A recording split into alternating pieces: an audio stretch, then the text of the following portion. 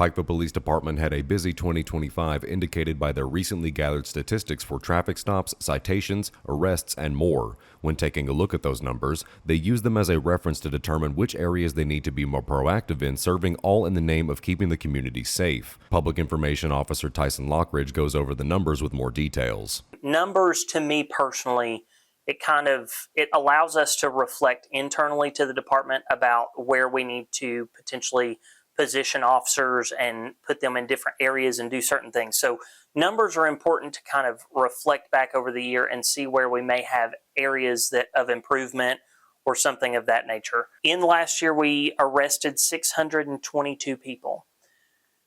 That number's pretty big, in my opinion. I think that any time that law enforcement invokes their power to take someone's rights away and put them into jail, I think that that's a big deal. So those numbers, I think that that's where it shows that our officers are out and about and trying to keep the community safe. Some of those are warrants, so it doesn't necessarily mean that a new case has been created, but that's, people that have already done something to where a judge has said that they need to be incarcerated for it. So therefore, we are also taking people to account for things that they've done in the past. Need a pharmacy you can trust? Visit Professional Pharmacy at 419 Town Mountain Road. Enjoy fast service, curbside pickup, and personalized care. We're accepting new patients. Call us at 606-432-0196.